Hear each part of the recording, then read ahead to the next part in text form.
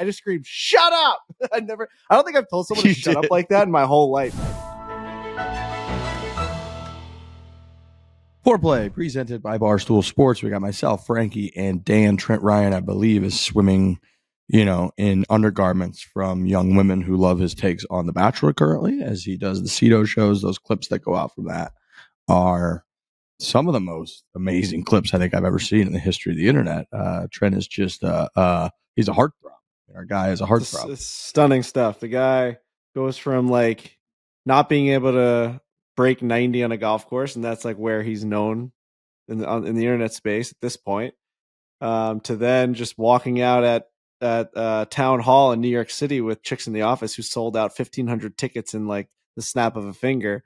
And he walks out and the place goes fucking crazy. We haven't even seen the clips yet because we're recording this the day that they are doing their live show. So today, when you're listening to this had already happened, and I am guaranteeing a pop of outrageous magnitude for when Trent walks out onto that stage. 1,500 women will start screaming and jumping, and yeah, he just shows them a suitcase. It's very bizarre. It's a bizarre world.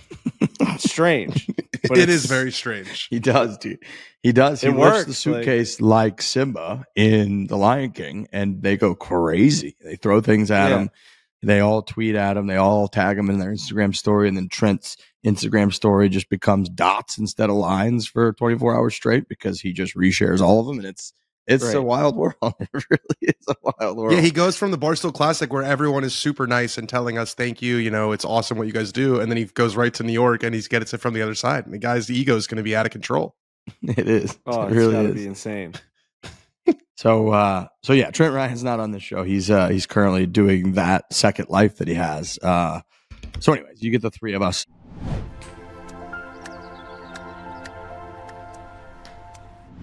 Nationwide dealer network connection Chevrolet. They got over 1,900 certified EV dealerships and over 5,550 EV trained technicians. Look, we're here. We're in the future. All electric vehicles are just here to stay. That's where we're at. And Chevy's been doing them for a decade. They've made cars for 100 years. We had a Bolt EV, Bolt EUV out there that we were giving away. If somebody got a hole in one this last week at the Barstool Classic, these things are sexy. Chevy.com/electric. The Bolt, that's not your style. You can go look at all the classic models that you've come to know, love, Bowtie, Chevy, the whole deal forever. They got Blazer EVs on there. They've got the Silverado EV on there, which is maybe the most impressive vehicle I've ever seen. They got a bunch of good ones. So yeah, I mean, at this point, American Chevy, now all electric. Go check them out. I watched a movie on the plane. I just tweeted about it actually, and it made me cry. It's called A Man Called Otto, and it's the new Tom Hanks movie from 2022, oh, wow. I believe it's from last year. We got a little tearjerker. I was a puddle. It's. I said, if you do not want to cry in public, do not watch this movie on a plane. It's as simple as that. There's very simple rules there, because if you do that, you will cry. In the movie, Tom Hanks purchases a Chevrolet Silverado EV. It's like, it was the craziest thing I ever seen. He's just like, he loved Chevys, and then like was like, I'm gonna get this like electric vehicle. Like it was like a coming of age thing, and he just like, he kind of bought in on like the new thing, and it was just like an EV. And I was kind of paying attention at that point. I looked up, I'm like, I heard it, and I'm like, it sounded like an electric vehicle. And I looked, and it was just a brand new Chevy Silverado EV on the screen, and he was just like driving up a hill. I was like, that is insane. So they're everywhere, man. That's how you know if Tom Hanks in the movie is driving a Chevy EV, Silverado EV, you know that it's the real deal. They're not putting that in for just shits and giggles. It's the real deal. No, that's legitimate. That is very legitimate. Go check them out. Go look at the site. Go look at how good these things look and are, because they've been doing it for over a decade, and learn more at Chevy.com/electric.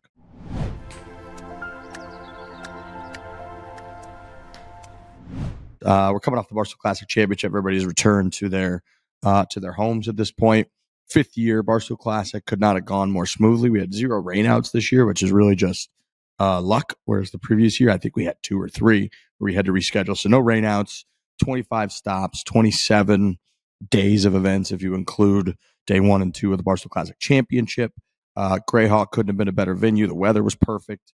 And we got great champions. We saw an outrageously high level of golf, I would say. So we had, so people understand, once again, the format is 2-team best ball net at 50% handicap. So we take the lowest handicap in the field, who was our boy Jacques, who was like a plus 6.5 or something. He's the lowest handicap in the field. We take everybody's course handicap and then we just cut them in half. And so scores were, the leading team going into the final shootout after 36 holes was 21 under. There were 4 teams at 18 under. There were several teams at 16 under and 15. And if you think about it again, everybody kind of get 3 more strokes because plus 6.5 or so, 50%. Everybody got 3 more strokes than they would usually get if they were just playing off a scratch golfer. Plus it's team golf. So point being, there's a good amount of strokes out there. Scores are probably going to be pretty low. They were. The weather's perfect. The courses are perfect. The whole deal. But we do 36 holes of that format, aggregate score. So if you have a 3-shot lead like those guys did, then you go to the 10th hole, which is a par 4 with a creek all up down the right. It cuts across the fairway, cuts kind of into the green on the left side. And then it's a 2-hole loop. You play the 18th hole, which is a par 5, water all down the right, bunkers all over the place. And you play you play straight up alternate shot. So whoever tees off on 10, the other guy has to tee off on 18. Everybody was up there. I mean, it felt like those clips from those photos that you see from the match at Cyprus in, 100 years ago, where we had around that green on 10 and on 18, just 100 people, a couple hundred people. You had another 100 people or so hanging out on that patio, sitting on the stone overlooking kind of the 18th green. So it was a hell of a scene. And dude, we just saw stripe show after stripe show. We had 5 teams that made the alternate shot shootout, and everybody ripped it down the middle. One team went a little bit too far left. 4 out of the 5 balls in alternate shot were on this front shelf on the 10th green within 10 feet of the pin. One team was probably 5 or 6 feet, and we had one team who had to hit a punch shot, and they went over the green and kind of made double. But the level of play in that environment for alternate shot, which we've played alternate shots, very difficult, was insanely high. Yeah, so we talked about this on the last show, that this is the coolest event that anyone could possibly play in. If you are an amateur golfer, we've seen it. People have told us this, that like you're actually playing for something, and there's really good competitive golf being played alongside the guys who just go there to have a good time. That at the regular Barstool Classic qualifier, you have way more people that know they're not making the championship than the people that are. Like I've always said, after the first hour, you know what you're going to be doing. You know if you're contending or you know if you're drinking. And that's kind of how the qualifiers all kind of go. It's a drink fest. It's fun. But the top guys know what they're doing. They're playing for something. They're playing for that cash. They're playing for that pedigree. They're playing to get their name on that trophy and get that trip out to Scottsdale. And now we have a group of all these guys from across the country. And to see it play out like that, where it gets down to that playoff, that shootout, and to watch the level of skill that is out there. These are just regular guys. They're regular golfers. They're not pros. They're not playing in tournament. They're just like guys, right? That have really good handicaps, that like to play with their buddies, and they're the best guy in their friend group, and they're like playing on behalf of their group chat, and they've been talking shit all year, being like, I'm gonna go win the fucking Barstool Classic, and then they go out there and they just perform. It was really impressive. Like you said, across the board in that final shootout, some of the more impressive, like pressure-filled shots I've seen. The guys who ended up winning, I think his name is Cooper Greer. Is that who it was? Cooper Greer. Coop and Chase. Coop and Chase, who ended up winning the damn thing. Congratulations to them. The shots that they hit, and just like how they never took their foot off the gas, just with a 3-stroke lead going into the shootout, dragging their nuts on the competition. I mean, Cooper Greer hit ace drive on the second shootout hole, the 18th hole, that finished 2 feet away from the water. He had a 2-stroke lead. He bombed it, I'd say 325, like a little spinny 325 fade, absolute nuke shot that like spun a little bit too much for him. And he's like, oh, fuck, that's in the water. And we're all like, no way. Why'd you even hit driver? Why did you even hit driver there? And they didn't care.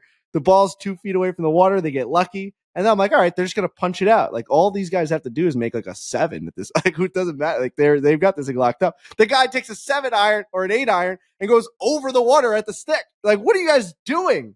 Like, I couldn't believe the level of confidence and cockiness and just like dialed inness out of these guys. And it worked out, man. They fucking hit it to like 20 feet, and they just secured the W. And, you know, I've really never seen guys just take it like that. They just took it to the competition. They didn't even give them a chance. There was no drama. No drama at all. That kid was so much fun to watch through the entire week. He was so like Cooper Greer. He was so aggressive. We caught up to him because Brendan and I were kind of following the last group, or the group that was leading, because I think there's gonna be a video afterwards. So I was doing a little commentary. It was fun. And we watched him play we watched him play 10 actually. And we were about to leave, and he goes, no, you need to come to 11T. I said, why? He goes, I'm about to hit driver. You need to see me hit driver. And then he proceeded to hit one 320 down the middle, dead down the center of the fairway. Those Georgia guys are different, man. I don't want to play against anyone from the state of Georgia for money. They're solid. Like, I feel like a Georgia 2 handicap. It's kind of like they talk about a Scotland 2 handicap. Like, you just don't want to play against that guy. I was blown away by the whole spectacle. This is my first one. First Barstool Classic finale. Last year I was at the Hero World Challenge. So I missed it. The whole thing was so smooth. Everyone was so locked in. That's the interesting part to me is, like, you're right. There is a noticeable difference in atmosphere between the qualifying sites and between the finale. Like, that was a golf tournament. And yes, guys were having fun. That guy Jacques, who was the plus 6.5, to make it into the shootout as the lowest handicap, super impressive. He was boozing the entire time. He was just right in the slot. So yeah. It was awesome to watch. I had a really, really good time. I mean, yeah, people were shit-faced. The NYPD guy was like, I had to tell him to shut up during the champ. I mean, people were shit-faced. Everyone was shit-faced. People were shit-faced at the end because you knew if you didn't have a chance to win it, you're just going to have unlimited amount of Trulies out there. And that shootout was just a really great atmosphere. People were screaming, heckling. Like I said, to be able to hit those shots at the end is really impressive. There's a lot going on. There's music being played in the background. And then all of a sudden it just goes to zero and it's dead quiet. You got 300 people standing around you. You got people. I had to tell that guy to shut. I just screamed, "Shut up!"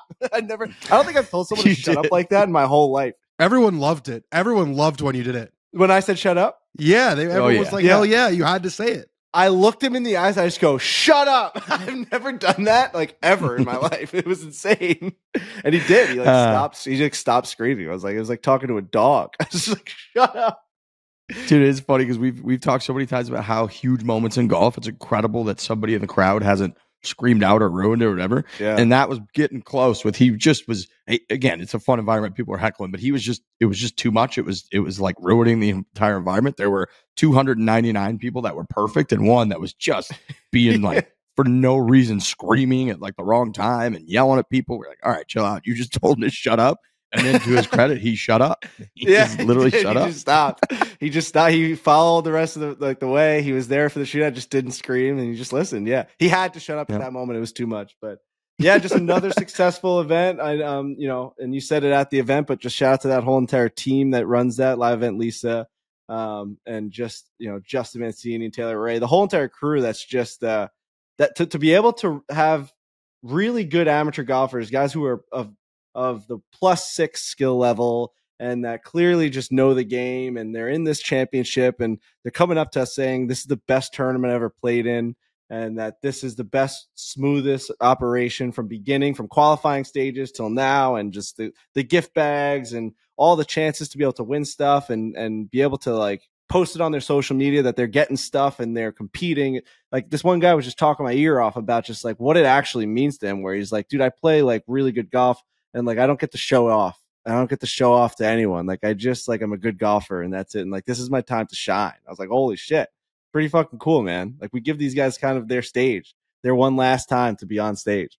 No, it is super cool. And if you are not a golfer who is pursuing professional golf, I think this truly is about as cool of a thing as you can play in. I understand the U.S. Amateur, but even the U.S. Amateur, for the most part, there's a few rare exceptions, but the U.S. Amateur is pretty much full of guys that are basically pursuing professional golf. I mean, they're amateurs, but they're the best college players in the world, and they're going to try to make careers playing professional golf. Again, there are some exceptions when Buddy Mariucci or whoever, who was a 40-year-old business guy who played against Tiger Woods in the U.S. Amateur final at Newport in like 1996, whatever, you get some exceptions. But for the most part, U.S. Amateur, and even with a lot of like the USGA 4-ball is very prestigious. And we had the whole deal with Whitney and all of that, but it is a USGA championship that you could win, but it's pretty stuffy. It's pretty like super serious. Whereas I think unless you're someone, if you're a pretty normal weekend golfer or country club golfer or amateur golfer, whoever who's out there trying to show off your game, like you just said, Frankie, and like compete, right? You like to compete. You don't really get to compete after you graduate from high school or from college or whatever. This is about as cool of an environment as it gets. There's coverage. There's social media coverage. We're making videos. People are following the link. There is 10 grand for first. If you choose to forego your amateur status and you want to get a big prize, there's $10,000 for first. There's a year's supply worth of Truly. You get really cool prizes, from skins to golf bags to, drivers and putters and all kinds of stuff. So yeah, I think it is for a lot of these guys who are actually really legitimately good, solid golfers who are pretty much going to be kind of stuck in this level for the rest of their life. It's about as cool of an opportunity as you get. And our team like makes it that professional, like you said, Mancini, Lisa, T. Ray, Ryan Edwards, and the whole crew from CMS agency that helps us out and does everything. I mean, it's just, it's run like the fact that they rope off the driving range and the putting green, and people bring spectators and their friends and family, and we put it all over social and the internet and Barstool. It's really cool. It's a fun time. You really forget, like, until you're at the events, how much it means to people that are playing in the events. Cause we kind of just mentioned Barstool Classic. We look at it as travel, or it's a work day or a work trip. Then you get there and people are thanking us all day and they're having the best, one of the best days of the year. So yeah, it's cool. The Barstool Classic has kind of become bigger than we could have ever imagined. The fact that it continues to sell out in 3 minutes. It's really fun. The championship is about as cool of a just event overall as you could have for someone, unless you're playing at a professional event. So went insanely well. Greyhawk is about as good of a venue as we could possibly imagine, from weather, the 36 holes that they have, how pure they are, how well everything comes together. That whole back patio terrace that we get to take over. It's just perfect. So yeah, it was awesome. It couldn't have gone better. Big thanks to everybody who plays. And we've pretty much got the schedule for next year locked in. There's a couple contracts I think that we still have to sign, but then we're going to release that schedule. A few weeks after that, we'll go on sale probably in January or so, and we'll just fire year 6 back up. So Barstool Classic will keep. I was going to say, we just keep it going. I'm like looking at our schedule right now, and I have our schedule is very color coordinated. Whenever you see a purple, that means that it's a Barstool Classic. And it just took me 1 or 2 swipes to see the next purple square, and it was on March 5th. And it's just like, let's do it again. Let's just start this thing again. We're starting up the Barstool Classic. So you hear us hype it up a lot. You see us posting it throughout the entire year, 26 events, like 24, 25 different cities. We're doing it again. So don't feel like you missed out, because you have a chance within the next couple of weeks to get in on this. And we'll talk about it as the schedule comes out, but just start to get your shit together. Like, get your team, get your guy together, start having conversations. Like, kind of the areas we're going to be going to, and be prepared to travel if we're not coming to your city. We're going to get a million tweets that we're not coming to your city. But like Riggs always says, if we could go to 1,000 cities, we would, but it's just not possible. And we're going to as many as we possibly can, stretch across the entire nation. So if we're in a neighboring state, a neighboring city, don't when that website goes live, don't think, just fucking go. Because every single year we get these messages being like, it's not fair. I'm 0 for 6. I'm 0 for 5. Don't go 0 for 6. Figure it out. Get prepared. Message us about like tips on how to get ready for it. I want to talk to people about how to get ready for this thing. And let's just lock and load this year 6. I cannot wait. Me neither. And on that front, like you said, it does stink in any given year when people are upset that we're not going to their state or to their city or whatever. But if you look, like we took the state of Colorado, which I think we all voted as maybe our favorite state collectively in the union. Mm-hmm. And like, we didn't go there the last 2 years. We're going there again next year. So there's a lot of spots where we like to just switch it up, mix it up, get close to people that we haven't been close to before. So if there's a city that we've gone to that we're now just not going to next year, that doesn't mean we hate your city. We've kind of maxed out at 25 stops. That's our bandwidth. That's what we can handle. That's what we're going to do. And we like to mix it up, jump to different spots, try different venues, courses, cities, towns, states, countries, whatever. So yeah. I want to throw a tease out there. It's not even a tease. It's not even a tease.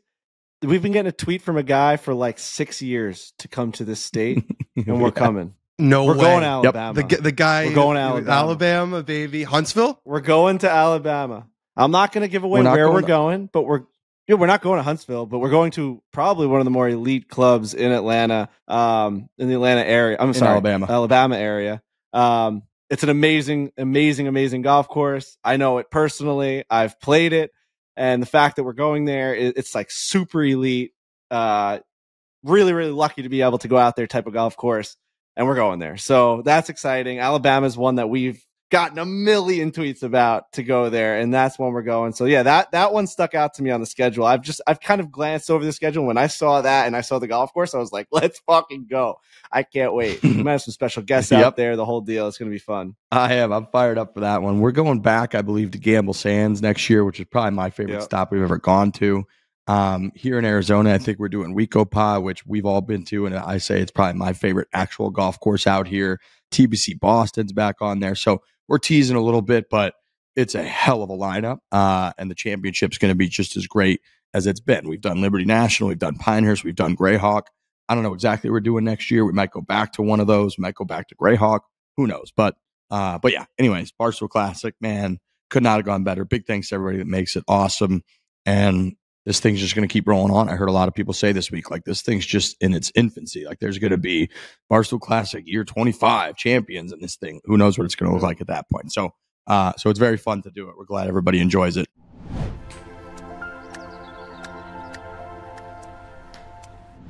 Tis the season of giving. Get the perfect gift for a special someone, yourself, or both. Our friends at Shady Rays have you covered with premium polarized shades and quick swap snow goggles that won't break the bank. Shady Rays is an independent sunglass company that offers an unrivaled product that's just as good as any expensive pair we've ever seen. Wear these in all the videos. You watch the YouTube videos, whatever. I get asked all the time, what kind of shades are those that you're rocking? Those look great. You're using them on the golf course, which is always a great sign because people, you don't want your depth perceptions. You don't want your visuals to be messed up, different, tweaked, whatever on the golf course. Shady Rays with their polarized frames actually make it better. So we love Shady Rays. Better vision on the golf course is just another advantage that you're having for your game. Like, why not just do that? Sun's really strong. It's very glaring. And like, if we're saying that these polarized glasses help you see the golf ball and the golf course better, then just like do that. We need every advantage we can get.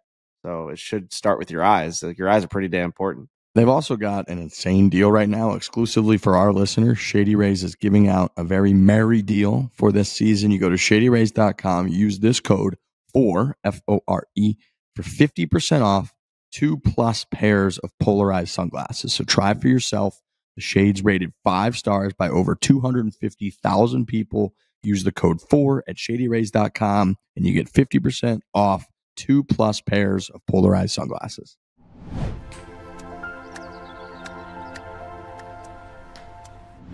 Dan, you have Lanto Griffin on this show at the second half of the show. What is the full backstory here? Yeah. So he had some quotes that he gave a couple weeks ago where he basically said that it's not fair.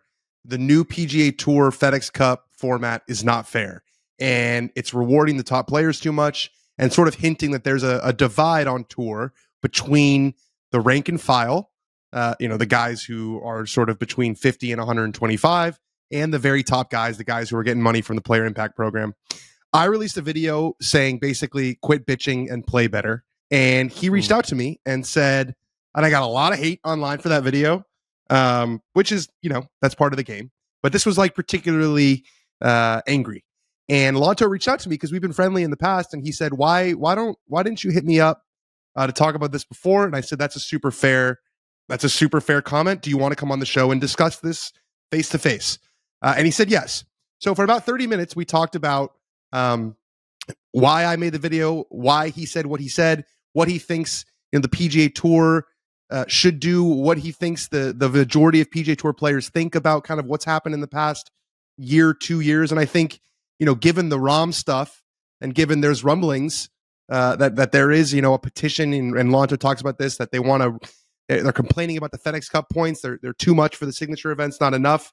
I think it's a really interesting time for this chat. And we hear a lot from the Tiger Woodses and the Rory McIlroys and the Jordan Spieths and the Jon Rahms about why they're making their decision, what they're doing. So I think it's super interesting for everyone to hear from a guy who has been on tour for 6 or 7 years and has won, but obviously isn't the same level of influence as the top guys on tour. You've had your takes in the past and you've had to answer to them, I'm sure, face-to-face at events. Was this your first time having to publicly and on a recording have to like defend something that you said about a player? Yeah, it has. And I enjoyed it a lot because I think that's part of it. Like, I reserve the right to disagree, and they're allowed to disagree with my disagreement. And I think part of the problem with social media is like, you make a video, someone leaves a nasty comment, they don't have to speak to you. You don't hear their tone of voice. You don't know what it is. So I want to do this more. If we say something, or we have, and you guys have actually done this very well in the past, like with Billy Horschel, with Jon Rahm, is like, face the music. If you're gonna have a hot take, then you have to be prepared to defend it. And I think a lot of people don't do that. A lot of people write stuff and they just leave it. So I wanted to hear him out, and I wanted to accept, a little bit of pushback. Yeah. Do you feel like the pushback for you is more poignant now that you do more video versus when you post articles? Yes, because way more people see it, number one. And number two, Barstool, anyone, when you write something, it's just like, fuck this guy. When you see him talking, it's easier to be like, I think, fired up about it. I think more people are seeing it. And I think, Barstool, just in general, there are some people who, don't think that we know anything and don't think we deserve this platform. So I think it's a combination of things. But yeah, definitely. It's been, the hate's been way more. But I've as you've, Riggs have talked about, like, you just got to learn to tune it out. Others, you can't control it. So what else are you going to do? Yeah. And it's not really indicative for the most part, I don't think, of how people feel. I think it's, Frankie described it perfectly, of like, there's this disconnect in people's brains between saying really negative shit online because it'll get upvotes and they just want to get upvotes or likes or whatever on a comment, versus how they really feel, which I put that video out over this last weekend of this guy who I know him from the Barstool Classic. I've seen this guy and chatted with him many times. He has DM'd me, been like, had an amazing time at the Classic. You guys are the best. I've been like, thanks for coming out. Awesome. And then he just randomly commented, tagging me, being like, this guy's the worst Stool Presidente. He needs to fire this guy. And I was like, I have 100 messages from you being like, you're the best. That's just not, you just don't feel that way. I don't know why you wrote that. That's really bizarre. So if that guy logs into his 9 other accounts, and then it's like the top liked comment on a YouTube video because it has like 11 likes out of the 700,000 views, people are going to think that is the idea of everyone watching the video. It's a very weird situation that and that's not. Yeah, it's insane. No one actually does the math on like what 300 comments compared to 300,000 views is a hilarious comparison. It's just like, no one thinks about it. That number is astronomical. Well, this weekend, or this week, I guess, at the Barstool Classic was like a reminder of that, of like, our fans are by and large really cool and really nice. And I think I got a lot of people saying how happy they were that I joined and that I bring something new. And it was nice to hear that. It's nice to sort of touch grass. And I think going to the Barstool Classic, those are our fans. Those are the people who like us and like what we do. So it was a reminder that we're doing okay, and people like us just fine. Here's the thing too, and I thought about this on the flight on the way home. We are just different than the other golf brands and all the other brands in the world, because we came up in a world at Barstool where like we were just thrown into the fire, and people have been watching us give takes and get in fights and get in arguments and look like fucking idiots and say dumb shit for close to a decade at this point. 10 years. I mean, I've been there for 8, like me and Riggs have been there for like 8, 7 years. Trent's been there for 10, maybe 11 years.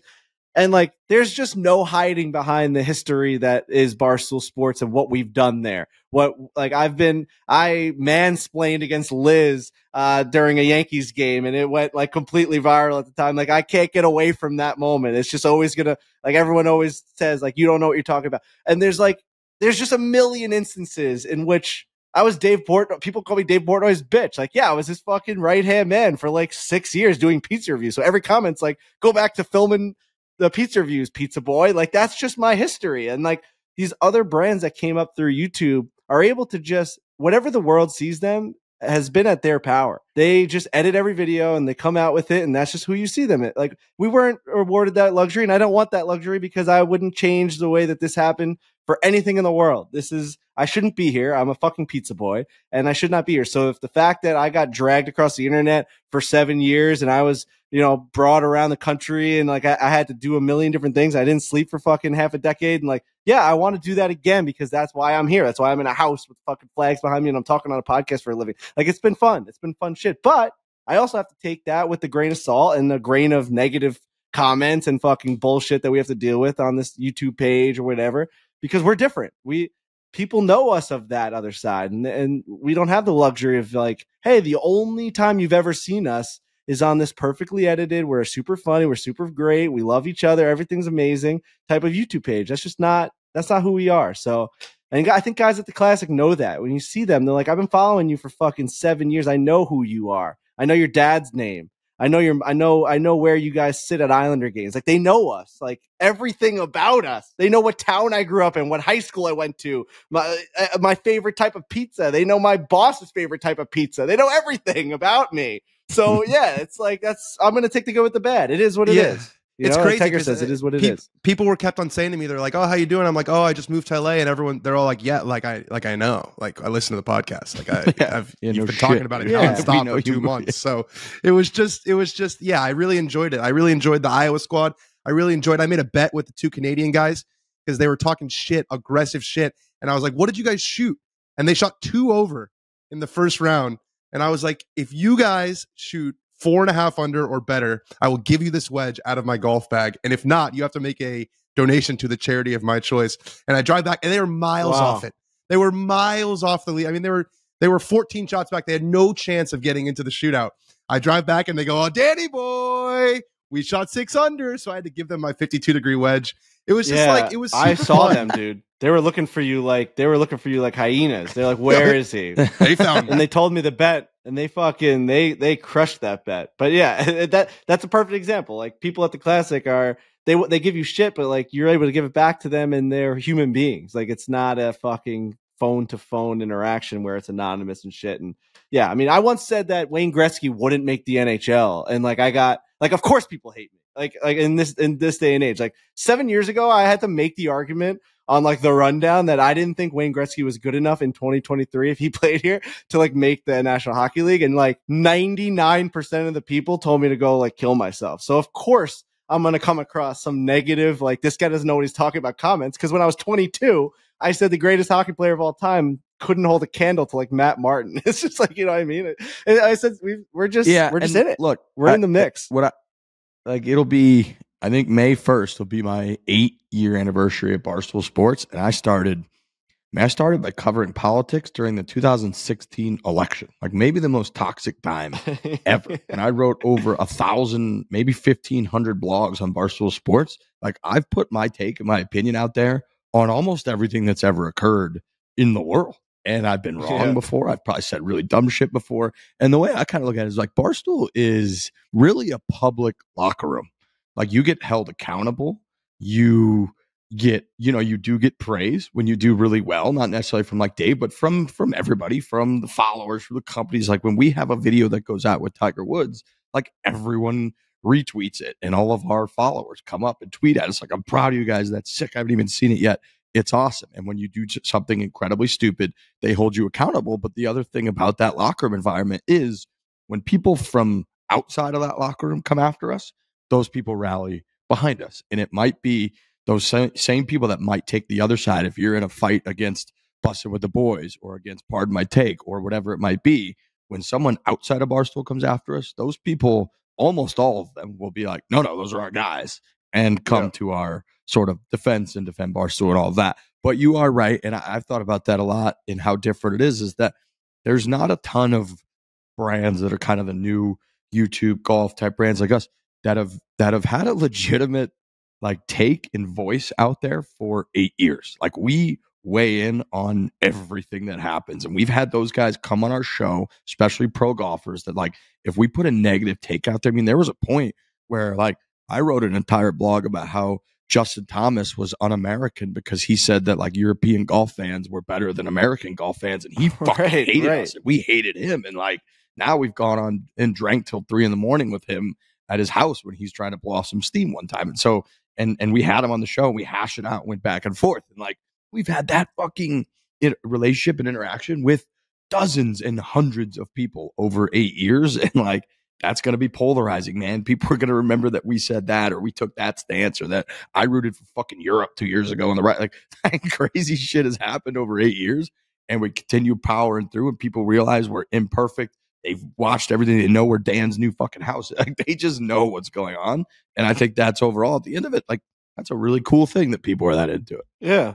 Yeah, it's a wild world we live in, but it's one that obviously none of us would change or um yeah, wouldn't do anything differently. So it is funny though. I do the classics, and the classic championship is like a nice like brain cleanser for like our type of job.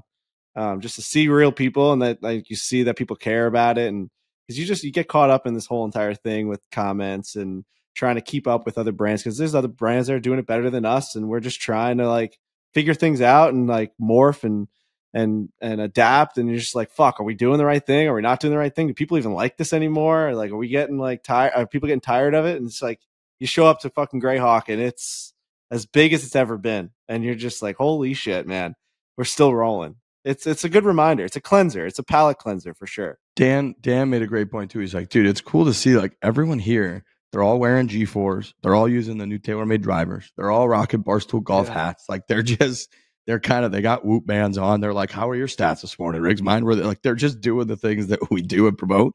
And it's validation. It's a cleanser. It's nice to see in person for anyone's own personal, just like mojo. It's like, oh, okay, like these are good things. We're not the worst people in the world and suck and should One be like guy deleted came up from to the me internet at the end of the Barstool Classic Championship. This guy was shit faced. I'm sitting on the couch by the fire. The Classic Championship had ended. People are already gone, waiting for Brendan Jones to dump footage on his laptop. The guy comes up to me and goes, Frankie, why are you not smiling right now? And I looked up and I'm like, what? Like, probably, I said to him, probably the weirdest question I've ever been asked. I was like, I don't know how to answer that. Why am I not smiling? I'm on my phone. I'm like looking at like the Islanders fucking like roster tonight. Like Matt Martin's out again. I'm like, I don't know. I'm like looking down at my phone. Why am I not? He's like, I don't know. I just thought you'd be like smiling. A great event. Like we're all drinking. Thought you'd be like, and he's just standing there. Now I'm sitting down and he's standing over me. It's just so weird. I was like, yeah, I don't know. I'll start to smile more. I guess I laughed. And then he's like, yeah. All right. I'll catch you later. I was like, all right, dude. Fuck. Just so weird. Like, why? Yeah, you get some. Why did you say just that? Get some weird ones, man. And we've talked a lot about like to somebody. If you see somebody that you follow online or you watch in movies or whatever, who the fuck knows what's going to come out of I might say the dumbest thing in the world. And so dude, when I saw Dave Grohl, I peed 7 times before I went up to him. So yeah, I mean, I'm not saying that I'm Dave Grohl to that guy, but like in some sense, if you're like nervous to go talk to someone, you don't know what's going to happen. Yeah, you could obviously make a fool out of yourself. I mean, when Tiger Woods came up to us, I didn't speak. I actually didn't say a word the first time. So I tried to, but it never came out.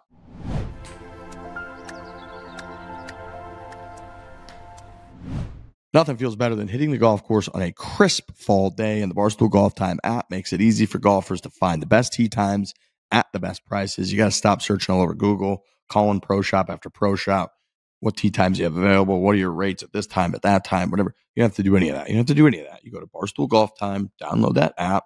You can just type in which region you're going to be in, which day you're looking for, how many golfers you're going to have, and it just aggregates all of the courses that are available, the available tee times, the rates, and then on top of that, you got reviews. So people leave reviews, they rate it, and then they'll write down notes about what's going on.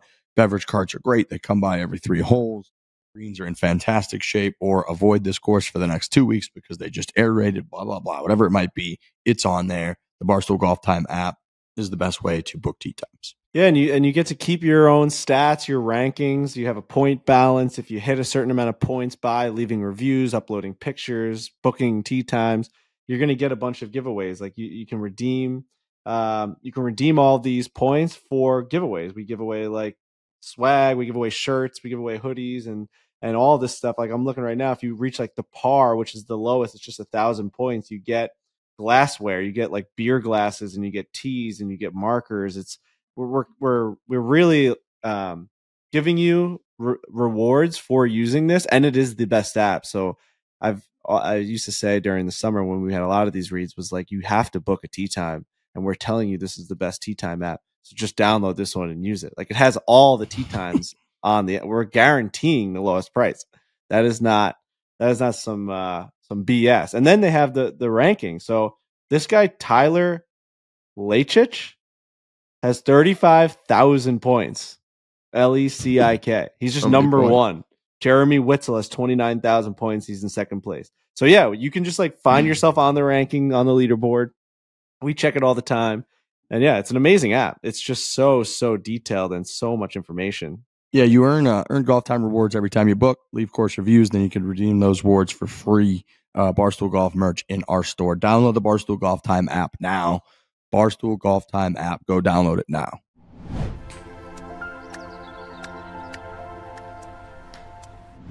We got a couple things. The golf ball rollback thing official came out. We talked a lot about it on the last show, so we don't have to delve into the entire thing, but the USGA released the whole thing.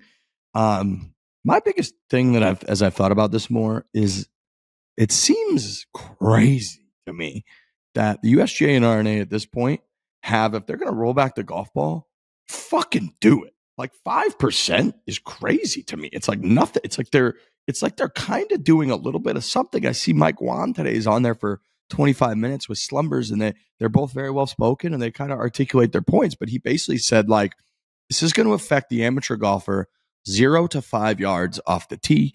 This is going to be in 5-10 years. I've had professional golfers that I've argued with that have told me they're just going to figure out, it might take a few years, it might take 10 years. They're going to figure out how to get higher speed and hit the ball farther than they're hitting it now with the 5% decrease. He said, I have a whole folder of courses that are awesome that we would love to go back to a US Open to or whatever that we'll never be able to go to because the distancing. And he goes, this 5% isn't allowing me to pull courses out of that folder. They're still in the folder. We still can't go to those places. So I'm like, then why the fuck are we doing 5%? If you're going to do it, roll that bitch back 30% and let's make this 1920 again. That's fine. But if you're going to do 5%, what are they doing? Yeah. Yeah. He also said that their testing showed that by the time a professional is like down to the 5 iron, so 5, 6, 7, 8, 9, it's going to be no difference. They said it's only going to really matter with the driver. So I saw that. Yeah, too. it's strange. I think a lot of people were hoping that it was going to bring back those courses back, but not bringing them.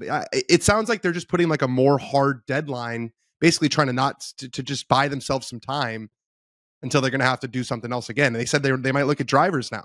They might look at drivers, and if it's off center hits are going too straight, it's just it just feels like the blanket move is just not going to be popular, and it feels like a half measure. It feels like they decided to do it to sort of get people off their back, but it's not really going to have that big of an impact. Which for someone who's against the rollback, I guess that's good. Like I guess it's good that it's not really going to have that much of an impact for the amateur golfer. If that's true, then that's I have no problem with them putting a line in the sand. It's just the whole moving backwards thing that I'm not a fan of. Where do you think Rory's true like what is his actual goal with trying to lead this charge for being for the rollback? Do you think it's for the betterment of the game of golf, or do you think it's that he's so good that he knows that he'll be better than his opponents if they do this? Like, is it a selfish move, do you think? I think it's both. I think they're kind of I don't see the argument for this being better for the game across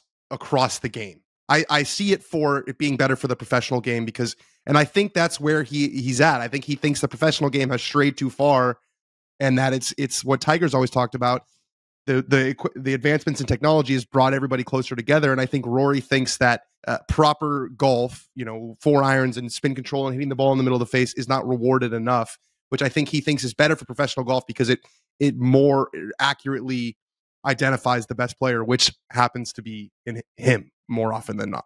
Right. Like, I think his motivation is more selfish than it is like, oh, like the viewer's going to enjoy us hitting these types of irons into the greens more. And like, we're going to have to play. But I just think he's like, listen, I'm at this point in my career. I want to win more majors. I need to win a major. Like, I just need to do that right now. It's like what I want to do. And I think that if I just continue to hammer this home, this is going to be a better chance for me. It's a competitive advantage because he's bringing out these quotes where he's talking like against like amateur golfers, be like, they don't know what they're talking about. This is like, it's just like, he's really, really hammering this thing home. And I think he's like, can we just do this now so I can start winning tournaments?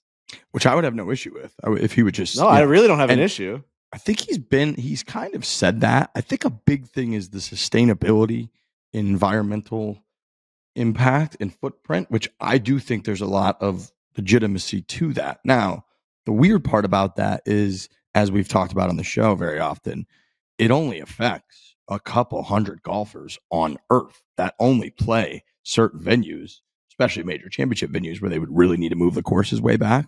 Like, once every 5 to 10 years. So, the environmental concerns are very real in that if you want to test the best players and we don't want everyone to win at 30 under par in a major championship, like they kind of have just had to keep moving golf courses longer and longer, which takes up more and more of the earth. They have to water it more. They need more grass. That's bad for the environment, the whole deal. So I do understand that.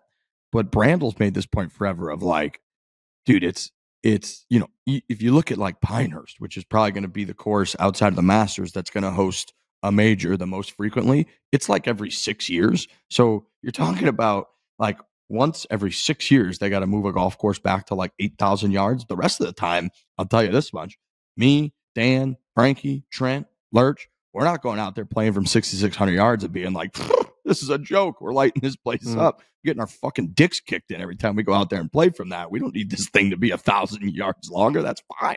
Yeah, like most courses that have tees that are 7,600 yards, they don't even put the tee markers out. You know what I mean? It's like not even an option. It's like if you go back there, you have to like get approval from the fucking pro shop. But one thing I want to say about this is like, I don't think it's a good idea. I'm not for it. We're going to get over it. I mean, it's not going to impact how much I love golf, how much I play golf. A change is annoying at the start. Part of my reason against it is self-interest. And I think a lot of people's reason against it, they just don't want to hit the ball shorter. But it's not going to really keep me up at night. I just want to put that out there. What do we think Kevin Kisner thinks about this, or a short hitter on tour? I think we're only hearing from like the Rory McIlroys and the Tiger Woodses who have 200 ball speed and can fucking hit the ball a mile. It's proportional, then at least in theory, it shouldn't really make a difference, right? If everyone loses the same amount of distance, we're going to have to see how it plays out. Because Keegan Bradley had some comments at the Hero where he said that Strixon made him a ball that conformed and he was like 40 or 50 yards less long. I don't know if that's because he hits it all over the face, but I think they speak with such confidence about how it's going to go. And I just don't know that you can do that when you don't know what the ball is going to actually be like. Yeah. Yeah. No, you're right. We've really kind of heard from Rory, it feels like, and Tiger Woods, who's the best player of all time, who's been for it. But yeah, again, if it's going to have such a negligible impact, which is a big part of their selling point, then it's like, it just kind of it feels like they're not really satisfying anyone. Like Rory's thing came out and he was like, almost like, yeah, it should have been bifurcation, but everybody bitched and the equipment companies bitched. So we're not doing that. And then you get the golf course architect purists who are like, well, it's still not going to bring back any courses. So that's dumb. And then you get us on our show where we're like, I might lose 5 yards or 10. I'm not losing 10. That stinks. I need all the yards I can get. So it's like, they almost didn't satisfy anybody. It's like, if you're going to do it and you're going to get this much pushback, which they are, like people are bitching and giving pushback and whatnot. It's like, fucking roll that thing back 30% and whatnot. And like, then bring back Cypress holds the US Open or whatever the hell it might be. But if they're just going to go out there and be like, oh yeah, we're rolling it back 5%. We're going to be in the same spot in 15 or 20 years, but at least it'll help with sustainability a little bit. It's like, kind of like they're making a decision that everybody's getting pissed about. That's not making anybody happy, including themselves. So it's like, what are they doing? I don't know. It just seems weird. I think they tried to play it down the middle. I think they tried to appease the voices in the room that were calling for a voice back, a rollback, without antagonizing the voices that were against it too much. Yeah. Yeah. So yeah, we'll kind of see how it plays out. But the whole thing seemed a little bit bizarre and unnecessary. We got Monahan and Yasir in the same room right now. You think that's going on? I saw, yeah, because Monahan was speaking at some conference and said that he was going to meet. Yeah, it's really, really interesting. The Rahm stuff, the speculation's out of control. It's not even speculation at this point. It feels like it's sort of imminent. But like, wouldn't he just wait to see if 3 more weeks, see if there's a deal, see if there's not a deal? What if they come to a deal that pays him anyway? You know what I mean? Like, it just seems like a very strange time for all of this to happen. Like, why would they have this framework agreement if it's such a it's such a power play by the Saudis? It's like, you guys thought we were done. You guys thought we were just not going to take players anymore? Right before the major intense negotiations, we're going to have your boy in our back pocket just ready to sign the paper. So yeah, Monahan does not have much leverage. That's a good point. That's a really good point. Don't the Saudis want the PGA Tour to succeed if they're going into business with them? So why would they be trying to ruin their product? It all doesn't make sense to me. I just think that they haven't quite gone into business yet. So as you're in negotiations, potentially going into that business, if they can prove yet again that like they can really fracture the PGA Tour and take their biggest or one of their top 2 or 3 biggest stars that like That's right. When you come to this table, you better be prepared. Gives because them we're in the leverage. powerful position, bitches. Like, that ain't changing just because you guys agreed to a framework deal that we'll talk a couple months ago. Like, we're still coming. And that kind of, I think, probably gives them leverage, I guess. Yeah, I think that's what it is. I think it's like we're still going to do this. And if you don't come to the table and give us a deal that we like, we're just going to go back to taking your players. So do you think Rahm's in on like giving the Saudis leverage? Like, do you think that this is a move by him to make Monahan? I think he's in on getting $300 million, dude. Yeah. I think that like that's so much money. Like, that's so much money. It's But are you guys multi-generational. saying that there's a world in which like they sign a deal and then like they don't take Rahm? Like, is that what we think is an option? Where they're like, we were just doing that to show you that it was an option. If you guys didn't sign on the dotted line, we were going to take them. And now that we did, you guys have them. We have a deal. PGA Tour is going to succeed. We're going to succeed. I think that's possible. I think that's possible. I don't know if it's likely. I think it's possible that they're holding out, maybe being like, there's talk about these guys paying a penalty when they get back to the PGA Tour. Maybe they don't like that. Maybe they want them to not pay a penalty. I saw an interesting tweet that was like, what if the PGA Tour just let live guys play in their tournaments? Like, wouldn't that kind of just... granted, they have to play in 14 live events. I don't know if there's that much time on the schedule. But, like, if they just drop that, because those guys would still play those big events. They'd still play Riviera. You know what I mean? So it's just an interesting thing to think about. If they just dropped that, you can't do both.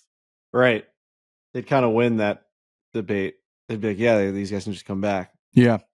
Yeah. I guess we'll know in the next 3 weeks. We'll just kind of know whether they came to a deal or not, and whatever. We don't have a ton of information about this, which is bizarre. But the Rahm stuff is fever pit. I mean, everyone's just saying it's a done deal at this point, right? Yeah, I mean, James Corrigan from the Telegraph, who has not been wrong a single time, said speculation grows that he could sign it imminently. So the wording was a little bit edgy. It wasn't like he's going to sign this.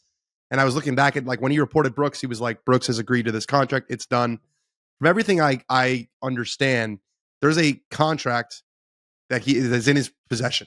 Like the offer is there. I don't know whether he signed it or not, but there's definitely an offer there. There's too much smoke. This is not just made up out of thin air. Yeah. All right. All right. Anybody got anything else? I think I'm good. I'm ready to, listen to Dan get into it with Lanto Griffin about a real life writer turned TikTok maker versus somebody who was critical. I'm excited for this one. It's the Battle of Titans. We got Erin Hills on Saturday. Oh, wow. Yeah, we're trying something Saturday. new. So this is huge. This is one of our biggest videos that we've had in the holster and that we'll put out for the year. Honestly, it's us playing Erin Hills. It's us playing our own ball. We did a little bit of a match, I believe. Was there a match at Erin Hills, or was it just how low can we go? Oh, yeah. You guys played your own ball. Yeah. So this was just a bunch of guys just playing golf at Erin Hills, and we had what I think will go down as the most impressive shot in foreplay history. I mean, I don't know that I've seen another one. It was incredible. It was such a moment. Yeah. So this is coming out on Saturday. We're going to do Saturday at like 10 a.m. We're going to get that thing out there. So make sure, there's not college football. I think it's going to be a good time to release a video. We'll see. It's Erin Hills. It's an amazing golf course. The drone work, the footage is incredible. We're playing our own ball. It's kind of just like a test to see where our games are at. And this Saturday, make sure you go check that out because that's a big one. And there's the best shot that I think that we've had on camera. If not, it comes if early. It wasn't. It's like it comes real early. If it's not of all time, it's in a long time. So yeah, it's impressive. The footage is insane. All right, so that's coming out. I can't on wait Saturday. to just get out those teasers. I've had it on my phone for like months. Okay, if that's it, everybody have a delightful weekend. Big thanks to all the Barstool Classic stuff once again, all of our sponsors, and then we'll be back next Tuesday per usual. I think it's PNC week next Tuesday, so we'll have some Tiger Charlie stuff to get into, which everybody will be whooped up about. So enjoy Lanto Griffin and Dan Rappaport, and hit it hard. Hit it hard.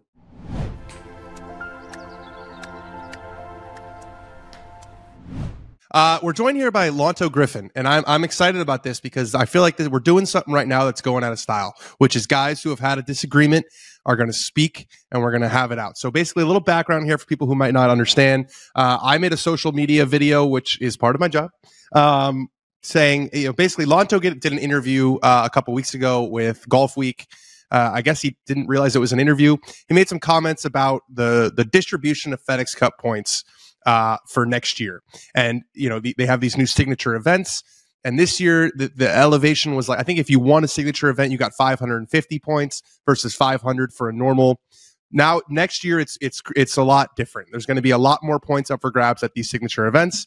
And Lanto had some quotes basically saying, if I finish third in this event and Rory finishes third in this event, there's this gap of, he gets 3 times the points. It doesn't make sense. It's the top players sort of protecting themselves. I made a video being like, top players is just another name for better golfers, guys who are at the top of the PGA Tour, and, tough shit. And so we're going to talk it out because I got crazy hate for that video. Lanto, you have a lot of defenders out there on the internet if you didn't know. So I guess I want to start out by saying, do you stand by your sort of assertion or belief that this is an instance of the top players protecting themselves? Yeah, I mean, I pretty much stand by everything I said. The one thing I would say, that interview was at my locker. It was at like 5:30 at the end of a long day. Normally, we don't get interviewed at our locker. Alan Shipnuck, it was him. I didn't know it was him. I've heard his name. I know he's a good reporter. And it felt like an off-the-cuff kind of conversation. There wasn't a pen and pad. There wasn't a phone. Now, saying that, I'm smart enough to know that if I'm answering questions and saying things, I should know that they're on the record. So I'm not blaming him. He did a very good job writing that article. Nothing he said in it, I didn't say, and he was fair about it. So I'm going to give him credit for that. I actually didn't watch your video. I didn't even read my own article. I tend to stay away from a lot of that stuff. It just feels like it's a lose-lose for me. So, but speaking on the changes, and one other thing, Colin Morikawa, I doubt he read that article or he's seen anything. I threw that name out there just on a whim. I've never had a conversation about it. He's always been a nice guy and good to me. So didn't mean to throw his name under the bus in that conversation. Hopefully he's been sleeping okay after a guy like me said that about him. So, but Colin, if for some reason you read this, my apologies. Okay. The changes, speaking for myself and some of my buddies, we understand how much value the top players bring to golf in the PGA Tour. And in no way are we sitting here saying that an event, a low-level event, should be the same as an elevated event. Nobody's arguing that. The top players should be rewarded heavily compared to the average player on the PGA Tour. That being said, when LIV came about, and there was a lot of emotion going there, guys leaving, how do we keep guys from leaving? What do we do to protect the PGA Tour? The majority of PGA Tour players have disagreed with how this has been handled. And looking back on that on the meeting in Delaware, where the top 10 or 15 players kind of got in a room together and basically laid out what they wanted going forward. It's either give us this or we're leaving. Now, granted, I don't blame them for doing that either. They have a lot of leverage, and this whole LIV thing gave them a ton of leverage. And do they deserve a lot of the things that they got? Absolutely. Not going to argue that at all. There are a few things that the majority of PGA Tour players feel like went overboard. One of them is the points for these elevated events next year.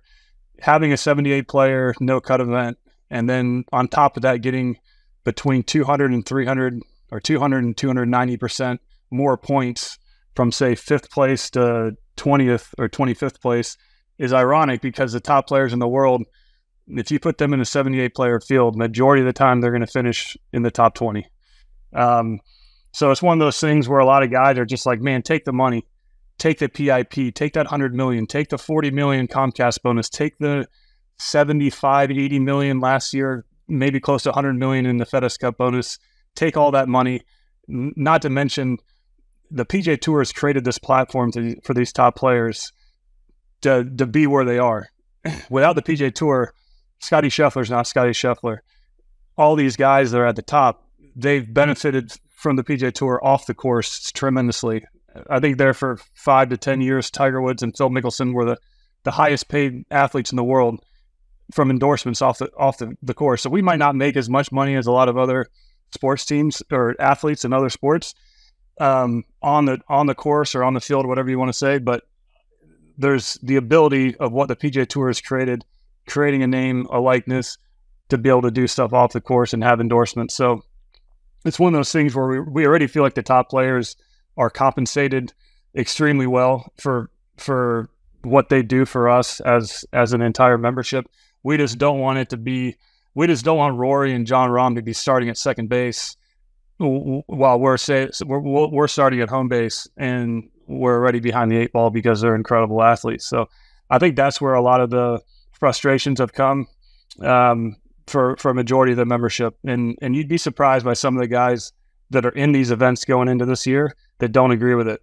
And that's kind of the take. One thing I told Alan, and I was like, look, man, if I had the year I had in 19 and 20 and I was in all these going into next year, I'd be pretty excited, and I'd be feeling on top of the world. Right, and that's what I was kind of trying to say. First of all, I think it was Adam Schupak, not Alan Shipnuck. They have very similar names. Okay, I'm so sorry. I just want to get that out there. Yeah, no, Adam Schupak. But so that's sort of where that was the sort of the crux of my video was like, there's a solution to all of this, which is, and it's been bastardized and it's been made into sort of a caricature.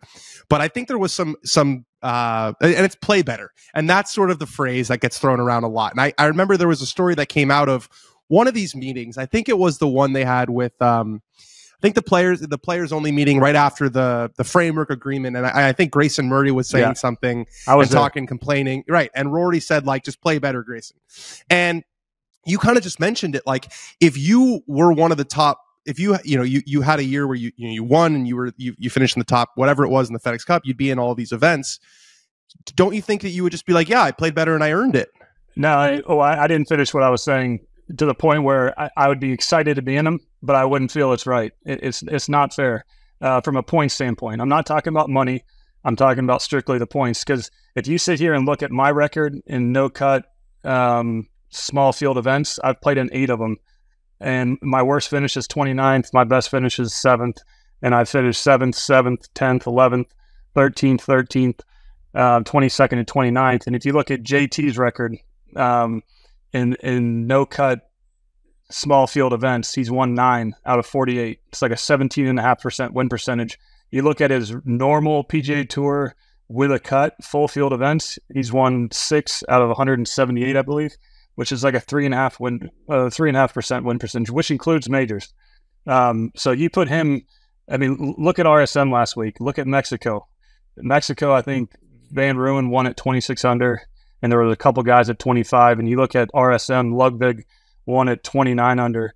So I guess part of the argument is, yeah, the top players are incredible, and they are above the rest of the membership. But golf has gotten so deep that even in these full field 156, 144 events with a cut, a buddy of mine that made the Tour Championship last year, he's like, man, if every event I go into, if I don't play well or putt well, I'm going to miss a cut. And he made the Tour Championship. Right. So I guess my question for you would be, how different are no cut events from cut events? Because I think there's been some speculation or some talk that, oh, these are the best players, and so they're going to make the cut anyway. They don't really miss cuts. That's why they're top players. But, you've played in hundreds of tour events. Or I don't know how many you've played in now. I would guess over 100.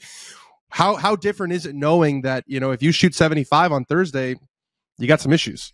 It's an incredibly more relaxed feeling from the beginning of the week, because for one reason, if there's not a cut, there's half the field. If there's more than 78 players, you have to have a cut. So you go into the week feeling like if I'm 3 over through 8 the first day, I don't have to freak out about the cut and start shooting at pins. And there's a time thing. It's a different mindset, different feel. I had lunch with Padraig Harrington at our RSM on Friday, and he was very adamant that the no cut events just has a completely different feel. And it's not saying that we shouldn't have those no-cut events for the top players. In my opinion, I think they deserved it. I think there should be 4 no-cut events for the top 78. I think there should be 4 elevated events with 120 player fields like we've had the last year, which, for the record, were extremely successful. And then I think the majors should have more points than any other event, because it's a full field and guys can play into them.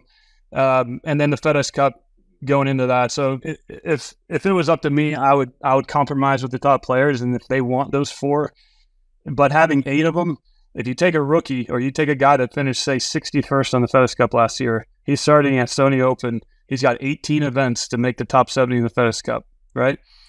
Whereas if you finish 49th and you're or 50th in the FedEx Cup and you're in every elevated event, you have 5 no-cut events with 78 players. The 3 Memorial, Bay Hill, and I believe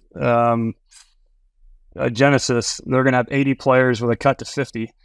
So if you're in those 8 events, plus, it's going to be pretty hard not to be in the top 70 come August when you're playing against rookies and stuff like that are playing Myrtle Beach for 300, Puerto Rico for 300 points, which if you win Puerto Rico or if you won an opposite field event, that is equal to a solo 5th in a 78-player no-cut event.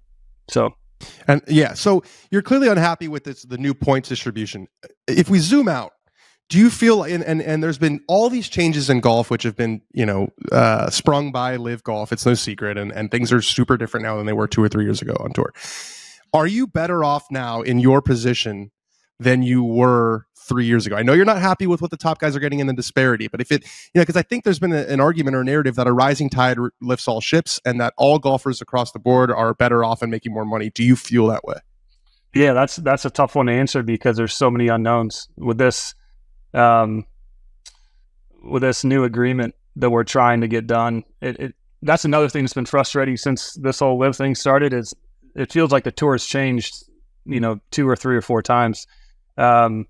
Not only from the schedule changing, the elevated events, the tops going from top 125 to top 70. And I'm not saying those changes are wrong or I don't agree with them, but it's really hard to sit here and say that we're better off. Maybe from a financial standpoint, maybe we are. But then again, why are we partnering? Why are we looking for private equity or somebody like that to come in if this PIF deal doesn't work? It's because there's a chance that we're bankrupt in the next 2 to 3 years. And why are we bankrupt in the next 2 to 3 years? Well, giving out $100 million in PIP bonuses and doing $20 million purses, there's a reason why we're in a bad situation on the PGA Tour. Now, that being said, I totally understand that Jay had to do something to keep the top players from all the top players leaving to go to Live. It's hard to compete with $600 billion in cash. So it's a really tough situation. I'm not sitting here trying to whine or to argue every single little thing that's happened. I just think, along with a lot of other tour players, that we really need to get this point system a little bit more fair across the board.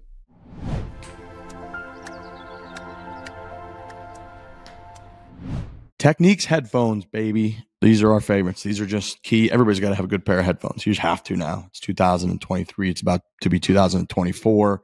From podcasts, iPads, Netflix, you're watching, streaming the game on the road, whatever it might be. You just got to have a great pair of headphones. You're doing work meetings, you're doing podcasts, whatever it is, you got to have them. Techniques is the best set of headphones I've ever had. It's not even close. Yeah, super easy to pair these things. Again, I was on a Delta flight today. It just seems to be deja vu. It's like every single day is Groundhog's Day, but I was on a flight watching a movie, and on the new Delta flights, I think there are just going to be a lot of these planes because I got it again where I was able to connect my techniques right to my screen on the Delta flight. I watched A Man Called Otto by Tom Hanks. I cried my little eyes out. It was a nightmare. I was crying like crazy. Luckily, the new Delta seats have like a little bit of a barrier in between you and the person next to you, so they didn't see me. It just looked like I was fixing my eyes, fixing my contacts. But the point is that these techniques just enhance my day at this point. They're enhancing my experience of listening to music and watching movies on the plane, and just everything about it. The noise cancellation is phenomenal. These over-the-head earphones, over-the-ear oh, I just hit something. See, just now, I just hit ambient sound just by touching it. I must have touched something that I don't even know how to use these things yet. And now I can hear my voice. I just fixed something on my headphones. I can hear it. We're the rolling. Ambient sound. Yeah. So I took off the noise cancellation there. There's all these different tricks and little things you can do with them, but they feel so good, even over the ears. Sometimes there's that ear fatigue, and you can feel it on like the side of your jaw and on the top of your ear. These are like wearing clouds. I'm not even kidding. I'm going to wear, regardless of our relationship with Techniques for the rest of time, I'm going to have these headphones for as long as I possibly can have them, until maybe this will be the 2,000 years that it survives that we were talking about in the last show. You can shop for Techniques True Wireless AZ80 earbuds, which I'm wearing right now, at techniques.com. Foreplay listeners get 10% off their purchase on earbuds, headphones, and more. Just simply go to techniques.com. That's TECHNICS.com. Techniques.com. 10% off for Foreplay listeners on earbuds, headphones, and more.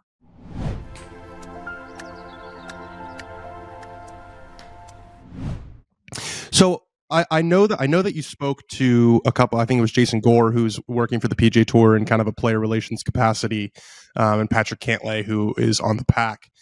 What was their justification for this point distribution? Did they say that we had run on the numbers and we've determined that, you know, finishing third in a signature event is equal to finishing whatever in a full field event? Did they say it was just to appease the top guys? What was the justification? Yeah, I don't want to really quote either one of them and what they said. They've both been extremely fair, and the entire player advisory board, I feel like, has done a pretty good job with this situation. That being said, I'm just going to speak for myself. There's an argument there that if you get the top 50 to top 60 players in the world on one golf course and it be a 78 player field, they should have more points than a full field event. The argument is solely it shouldn't be 200 to 300% more. A 20th place finish out of 78 shouldn't equal a fifth out of 156.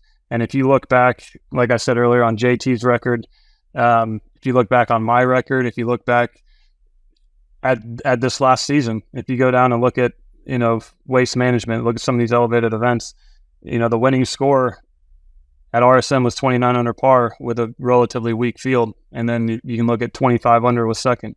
So yeah, I don't want to sit here and start saying what other people said. They're doing the best they can. It's complicated. It's really hard with trying to keep a tour above, you know, financially keep it, you know, healthy, but then also keep the top players healthy.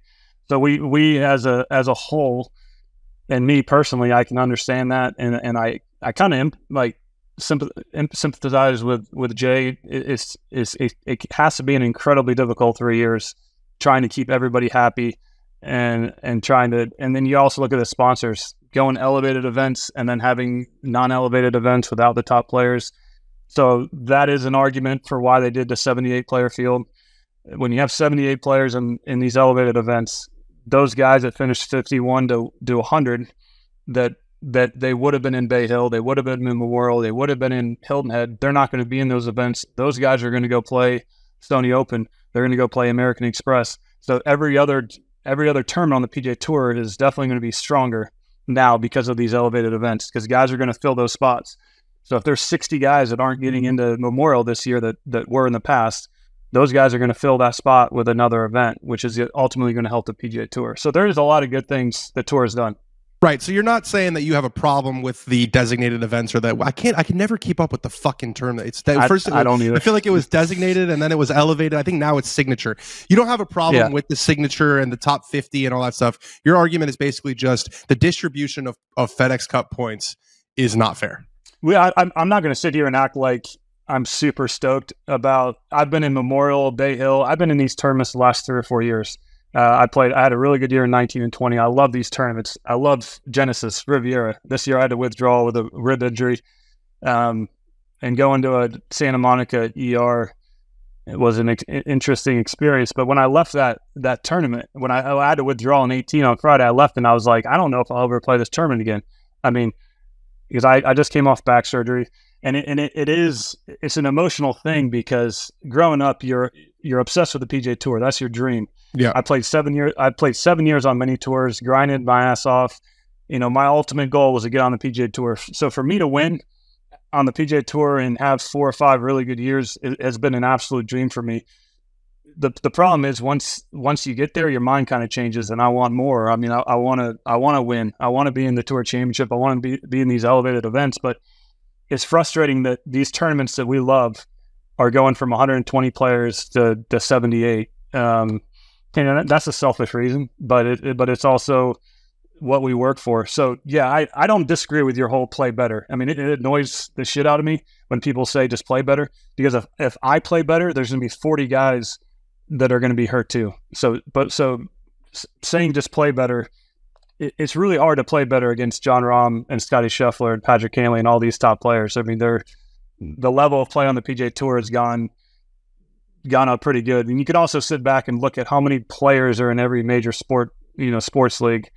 NBA's got 450, NFL's got over 1,000, PGA Tour's got roughly 175. So we're the smallest fraternity in any major sport. And golf is one of the only sports where you get what you sow, basically. The better you play, which would go back to what you said, play better. Nobody can give you anything in golf. So I think that's the argument, that it was already hard for us because we weren't the top players in the world. We are one year, but maybe not consistently. So now it's just going to be even harder to keep our jobs and stay in these events. If the majority of the tour, as far as just numbers, right? Like most guys you said feel this way, and obviously, it's not fun to say, but not every opinion is equal when it comes to the PGA Tour right now. What the top guys think is obviously going to hold a lot more weight. But if there 100%. is a majority of guys who are against this points distribution, how did it get through? And is that a problem with PGA Tour governance? That's a major problem, because when we were at the player meeting at Players, we were in the player meeting, and they were putting through slides, and there was one slide that showed the signature elevated event for the 2024 season with what the points were going to be, and it was up there for maybe a minute, and then they changed slides, and guys were like, "Hold on a second, go back." It was like, let's go back to that one. They snuck it in. Okay, so I speak to 2 guys on the player pack, not the player advisory board, on the short game area right after the meeting, because guys couldn't stop talking about it. And they were like, we had no idea that they pushed that through without the player pack, without the membership. So that was a closed door meeting from my understanding. The player advisory board and then the board approved it, because I would assume that was one of the things in the meetings, that the top players playing should deserve more points. I agree with that. They just don't deserve 200 to 300 points. 200 to 300% more. If it were, I think majors should be. I think majors could be double.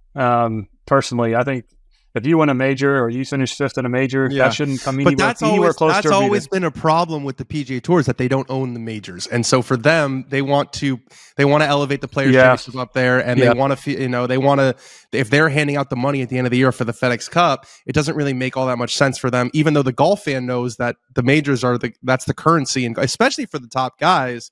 The Scotty Scheffler's like, how did you do in the major championships? But there is a disconnect between how much the majors matter from the eye test and from the fan perspective, and then the PGA Tour, there it's like basically just another event. Yeah, and I would agree with them that the players should be equal. I mean, the players is arguably the strongest field in golf, so I would put the players in there. But winning a major, you just look at the emotion that was on Wyndham's face and Brian Harman and these guys that broke through this year. I mean, every PGA Tour event means a lot to every player. I think that's one thing a lot of fans don't know or don't realize, is that when a legend's on, like, put Scotty Scheffler on Friday at Houston Open, where he plays, he'll play there. It's kind of a home event. Or if he's one back of the cut on Friday, he's nervous trying to make that cut. I mean, he wants to make that cut. Every player wants to make cuts. So that emotion is real in those, but you go to a major, it's significantly more. So I think those events should have more points. If they wanted to make these elevated signature events 120 player fields with a cut, I get why they didn't do that, because that's going to hurt the rest of the tournaments, because less guys are going to play those and they'll have weaker fields.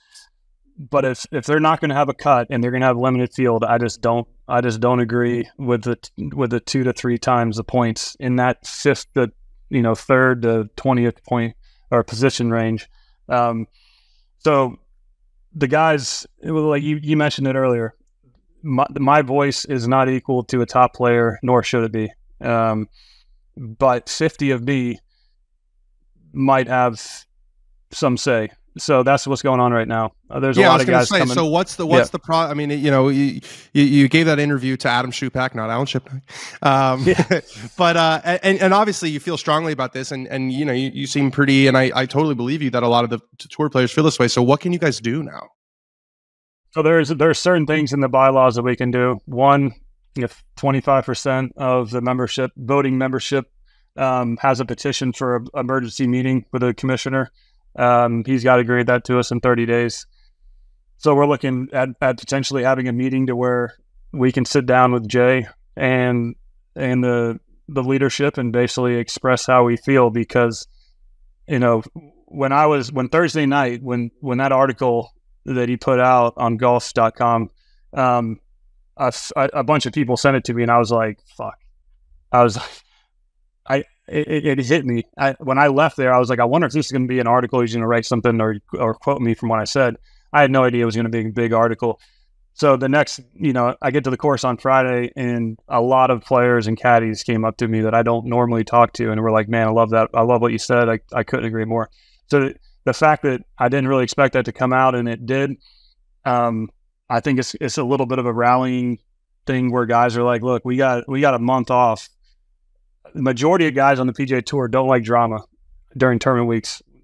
We get how we play is all we get. We don't have a teammate to back us up.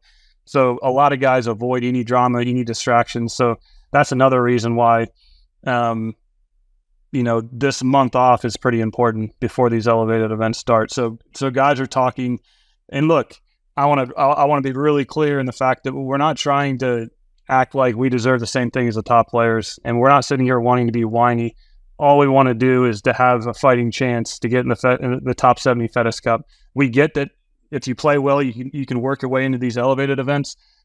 But I'm telling you, if I was in these elevated events and I finished 5th, I wouldn't sit there and be like, that was equal to a solo second. Or if I finished 20th out of 78, I wouldn't be like, man, I played just as well as I did when I finished 8th or 7th at Torrey Pines with 156.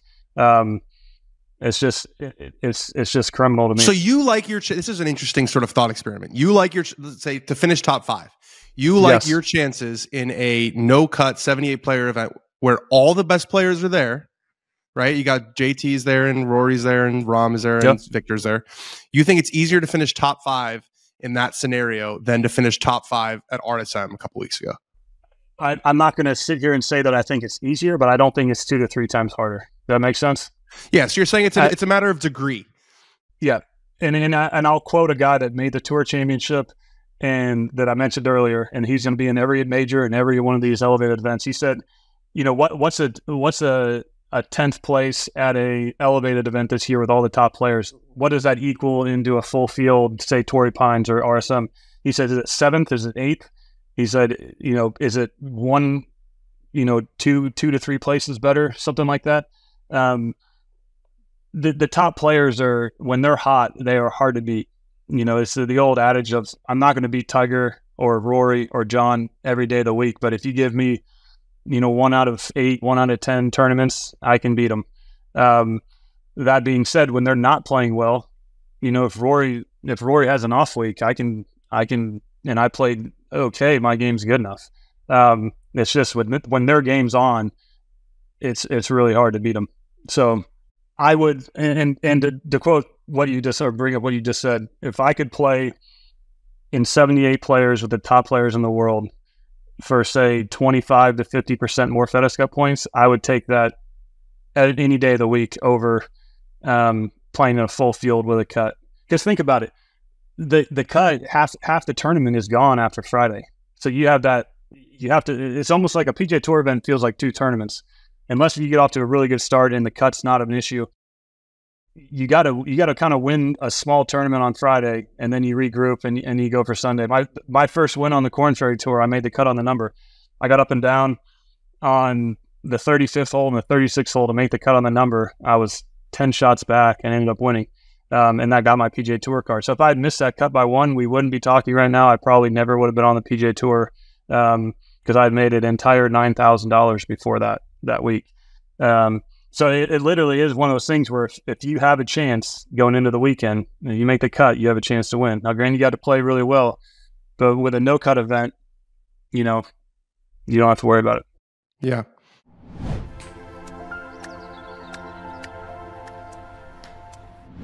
This bustling holiday season, you might be looking for nutritious, flavorful meals to fuel you on jam-packed days. That's true. Factor, America's #1 ready-to-eat meal delivery service, which we absolutely love. We've been using it. It can help you eat well for breakfast, lunch, and dinner with chef-prepared, dietitian-approved, ready-to-eat meals delivered straight to your door.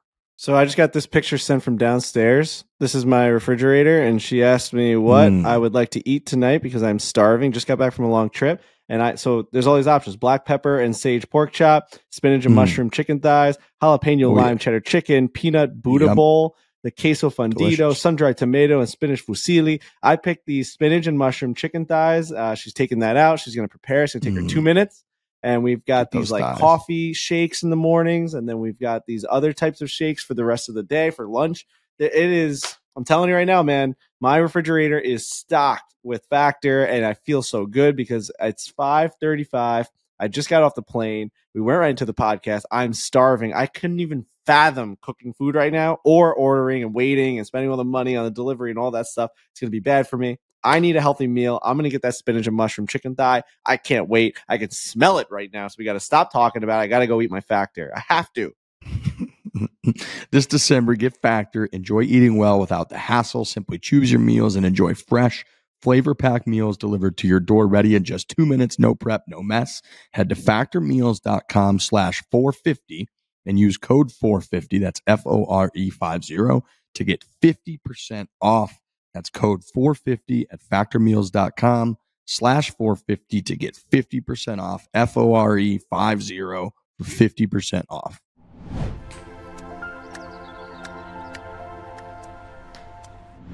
Well, I think I understand where you're coming from, and you know, a big part of our job is, like you said, you know, trying to find views and make content, and so you know, this is not the first time that I've disagreed with a PGA Tour player in the past. I definitely hear your side, and I think I'm more. I hear you, and I need to chew on it a little bit more. But you know, I think it's more that we're doing this, that something came out, and it's hard, I think, with written articles, and this is something that I've come across in my career, is like, it's just things get taken out of context. You can't hear tone of voice. It's difficult. It's just, you know, and so I'm really gravitating more toward these type of conversations where we can speak like, you know, humans speak, and I can hear what you're saying and I can hear your tone of voice. Yeah. And honestly, your opinion on it didn't hurt my feelings. I just wanted to use this as an opportunity to kind of put into context kind of what I meant and what other people are feeling. Cause the whole play better thing, I don't disagree with that. I mean, you play better, it takes care of a lot. But if I do play better, I'm not going to think it's right still. And I'll stand by that. Lucas Glover has been heard saying the same thing. Like, I mean, I'm really glad I got into all these elevated events and I played really well to do it, but I don't necessarily think it's fair, but I'm going to take advantage of it. And that's kind of where my mind's at. If I was in them, I'd be having a pretty good Christmas. But I think the passion, the guys that are coming out of guys that have been on tour for 5, 10, 15 years. You can talk about rookies too. We love the PGA Tour and we love our jobs, and we really don't want to see it get harder because golf is already the hardest thing in the world. It's a hard fraternity to get in, being 175 of us. And so when it feels like the cards are stacked against you, whether you finish 61st or 49th, it shouldn't be this big of a disadvantage or an advantage. Because another thing a guy that's been on tour a long time has said, we've all had really good years. You know, I've made the tour championship. Rory's missed it once. So, you know, if I've won one tournament and he's won, 30. So it's one of those things where we've all been in a situation where we could make all these elevated events, but it's not going to be every single year. So we kind of look at it from that point of view of, even if I do get in it, I'm not going to be in it every year, and I shouldn't I shouldn't be at this big of a disadvantage or an advantage one way or the other. Right, and you're saying that it's almost a closed shop, where it's like if you're in it right now, it feels like it's easier than it should be to stay in it. Yeah, and it's going to be for the top players have zero chance of ever dropping out of this. And honestly, I don't think majority of the top players were going to fall out of the. Rory's missed the FedEx Cup or the Tour Championship one time in his career. And I did mention so these top players, man, they have different goals and they have different perspective of golf and the PGA Tour. I talked to Rory about this. Rory's been amazing, by the way. He's given me a lot of time and a lot of players a lot of time. And I told him, I was like, Rory, at the beginning of the year, your goal is to win majors, win a lot of tournaments, Tour Championship, win the FedEx Cup, Ryder Cup. I was like, you know what 90% of the PGA Tour players' number one goal is? Keep your job. Now, that doesn't mean we don't want to win and we don't want to, make a run at the FedEx Cup playoffs, but our number one goal is to have a job next year. Once that's locked up, obviously we want to win and we want to get in majors and all that. And so it's not like we're just sitting here just trying to hang on. But there's a disconnect between how the top players feel and how a majority of the membership. And is that making a divide on tour? Is there like a weird vibe in the locker room? I wouldn't say a weird vibe. I mean, guys get along well. There's disagreements. I do feel like this year is the most divided the tour has ever been, just from the top to bottom, mainly because of these changes. But I don't hold personal grudges against any of these top guys that are pushing for it. I honestly feel like the management and our leadership, it's their job to not let a certain group of players, basically make the rules and pick how they want every tournament to go. Now, I backtrack a little bit and say that the tour had to make some changes to protect the PGA Tour and keep players there. I just feel like they kind of let the top guys go a little bit too far. So it's going to get fixed. It always does. But the worry is it's not going to get fixed in time. When the public sees Pebble Beach and Genesis and they see the point distribution, I'd be shocked if there wasn't, a lot of backlash on how many points are given to those top, 20 in the no-cut event. I might be wrong. If I'm wrong, I'll eat my own words. But I got a feeling I can't even find the table for FedEx Cup points. All I can see is that 700 points. They're hiding it. Yeah, they don't want it to be public. Yeah. And the funny thing is, it's not like they're giving 1,500 points or 1,000 points to the winner. They're only doing it. They're only going up by what is it 40%, 200. So they're going from 500 or maybe it's 550 to 700, and then majors are 750. But the killer is that fifth place, that 10th place, that 15th place, and that 20th place, where guys are going to get two to 2.5 times the points there. So it's not so much that number one position. It's kind of padding where guys finish pretty consistently in that 5 to 15 range. Yeah. Well, thanks for coming on, man. I mean, I think it's value. We hear a lot from the other side. We hear from the top players, and so it's nice. It's nice to get the perspective of a guy who has had tremendous success on the PGA Tour. No, I'm not going to say it. I'm not going to disrespect your career. You're not a journeyman. I mean, I don't know what that word means. I don't know if you've been out there long enough to be a journeyman, because like you said, you've had a unique path where you were on the mini tours for a really long time. So no, it's just good to hear a different perspective. So I appreciate you coming on. I appreciate the level-headed conversation, and I'll see you out there on the PGA Tour pretty soon. Awesome, buddy. All right, thanks, Dan. Thanks for having me on. Thanks, Lanto.